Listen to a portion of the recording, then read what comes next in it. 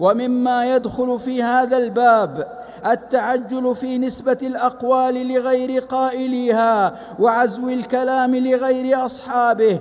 وأظهر أمثلة ذلك نشر الأحاديث المكذوبة على الرسول صلى الله عليه وسلم ونسبة ما لم يقله إليه.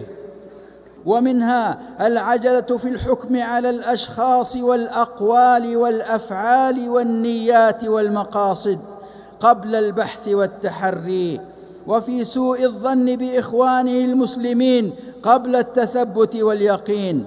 ومنها الاستعجال والسرعة في قيادة السيارات وما يترتب على ذلك من الحوادث المروعة التي كانت سبباً في إزهاق نفوس كثيرة وأمراض خطيرة وعاهات مزمنة وتلف للأموال. وأخطر صور العجلة المذمومة على الإنسان إيثار العاجل على الآجل والاستغراق في متع الحياة الدنيا والغفلة عن الآخرة